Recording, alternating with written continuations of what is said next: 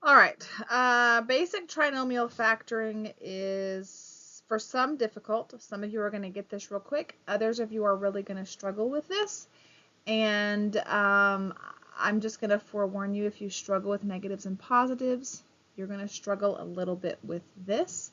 So write these steps down somewhere. Keep them, especially if you are in Algebra 2, because you are fixing to take this and go much further with it. So write all the steps down so you have a reference point to go back to, even if you write them in your textbook. I'm not positive which lesson this is, so actually that won't help you very much. But find a place to write these down, these steps down, so you have them to access in later lessons. The best way to learn how to do these is to just do them. Okay, so here's our problem. Factor x squared plus 5x plus 6. The first thing you need to do is make sure your expression or your problem is in what's called descending order of variables. And that's just a lot of words to make sure it's in x squared, x1, no x. That your exponents are going from small to big. It needs to be an x squared, x, no x form. That's called descending order of variables. Step 2, this is where this gets a little bit tricky.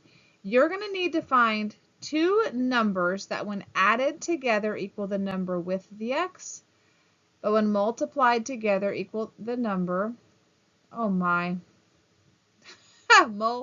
don't know what I'm writing there. Let's redo that.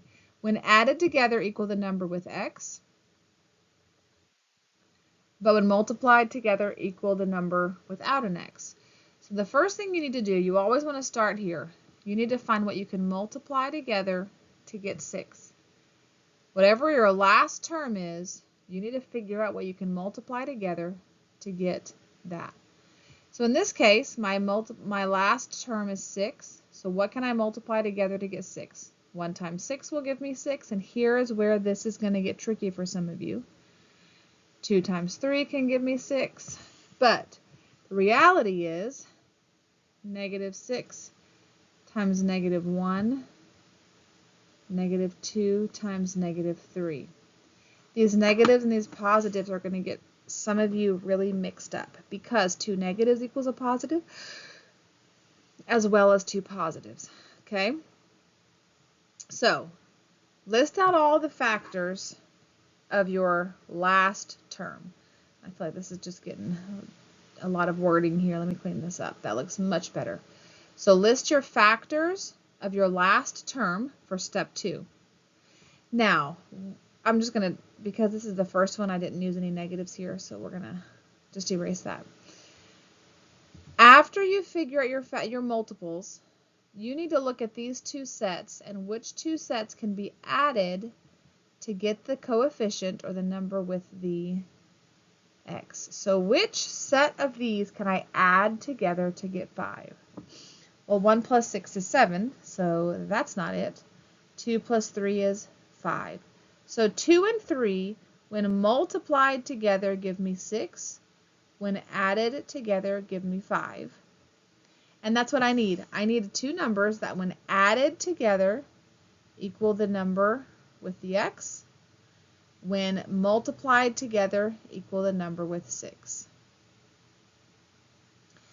So my answer is going to be, or my numbers are 2 and 3. So then the question is, what do I do with those two numbers? Well, I'm going to write it in x plus 2, x plus 3. I could also write x plus 3 or an x plus 2. The order doesn't really matter as long as my signs are the same. So make sure it's in descending order of variables. Find the multiples of your number that's by itself, and then figure out which one of those sets, when added, will give me the number with the x. Let's do another one. All right. Factor negative x plus x squared minus 12. My first step is to make sure it's in descending order of variables. Now here's the problem. This is not in descending order of variables. Oh, I had a yawn, sorry. This is not x squared, x, no x. These terms are all mixed up, so I need to rearrange it into x squared, x, no x. But listen, when you move things, you need to make sure you keep your sign with the term. So the sign that's in front stays with it. So that negative is going to stay with the x. The positive is going to stay with the x squared. Now we're going to move them around to get them in x squared, x, no x form, but I'm not crossing an equal sign, which means my signs don't change. Sometimes when we move things, the signs change, and that sometimes is when they are crossing the equal sign, all right? So I'm going to move this around, the signs are going to stay, and there's a note that says we are not crossing an equal sign, so the signs do not change. So the x stays negative, the x squared stays positive. Now if I look at my format, I have x squared, x, no x. I have descending order of variables. So there's my first step done. The second step is to find factors of the last number. So my last number is negative 12. And I have 6 different sets of numbers that when multiplied will give me negative 12. 1 times negative 12, negative 1 times 12. Oh, I think I need coffee, sorry. 2 times negative 6, negative 2 times 6, 3 times negative 4, or negative 3 times 4. Watch those signs. Those of you who struggle with negatives and positives, I'm sorry, because this is going to be a struggle for you, and you're welcome to use your calculators, all right? Now my third step. I need to look at these sets of numbers that I just pulled for my factors of negative 12.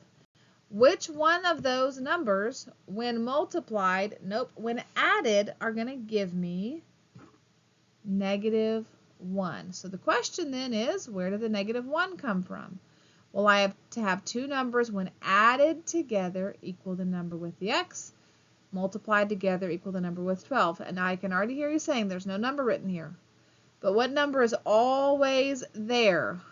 Understood 1. Understood 1.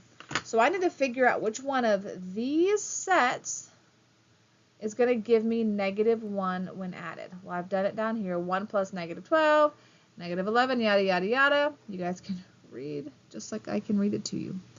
The set that gives me a negative 1 is 3 and negative 4. If I multiply 3 times negative 4, I get negative 12. If I add 3 plus negative 4, I get negative 1, which, if I clean this up, that's what I want. Negative 12, negative 1. And then I'm just going to write that in the correct format. X plus 3, x minus 4. Now, if you had worked this and you had x minus 4, x plus 3, that's fine. But if your orders change, what has to be the same is it must be negative 4. It doesn't matter if negative 4 is first or second, but it must be negative. So some of you, I think that last slide cut out while I was talking. Some of you are going to struggle. So here's what I want you to do, because the best way to learn these is to just jump in.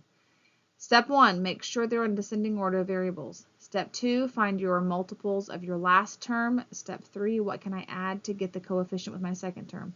You have 2 practice problems, and I want you to pause this lesson and try them, and then we're going to work them together so that you can see what you did right or wrong. All right, your first problem is x squared minus 7x plus 10. Step 1, is it in descending order of variables? X squared, x, no x. Yes. So now I need to start by finding multiples of 10. And I can do 1 times 10. I can do negative 1 times negative 10. I can do 2 and 5, or negative 2 times negative 5. Remember, 2 negatives equals a positive. Okay. So now I need to figure out, when I add these together, how am I going to get to negative 7? Well, I can instantly look at 1 and 10, and know I'll never be able to use 1 and 10 to get to 7. I'm going to mark those out. Now I need to figure out 2 and 5 can obviously get to 7. Which set will give me negative 7? And that's negative 2 and negative 5. So my answer is simply x minus 2, x, minus 5. My 5s look terrible. That's the answer. When I add those together, I get negative 7. When I multiply them together, I get positive 10. Your second problem is negative 20 plus x squared plus x. First of all, this is not in descending order of variables, so I need to rearrange things. Remember, when I'm moving things, keep the sign with them. X squared, x, no x. Now, some of you, it's going to be easier for you if you write that understood 1 in there. Now I need to start with my 20, well, negative 20. What can I multiply together to get to negative 20? Well, 1 times 20. Well, 1 times negative 20, negative 1 times 20. I can do 2 times negative 10 or negative 2 times 10. I can do 5 times negative 4 or negative 5 times positive 4. Now I need to figure out which one of these sets will give me a 1. I can never use 1 and 20 to get to 1. I can never use 2 and 10 to ever get to 1. But 5 and 4, I know 5 and 4 can somehow get me to 1. Which one of those sets, though, will give me a positive 1? And that is 5 minus 4. So my answer is simply x plus 5, x minus 4. Hopefully that is what you got when you did these problems. So for homework, I want you to do exercise 3A and B. A is the new concept, and B is a review of both of the ones that we previously did. Let me know if you have any questions. Remember, you're going to have a little in-class review on this on Tuesday.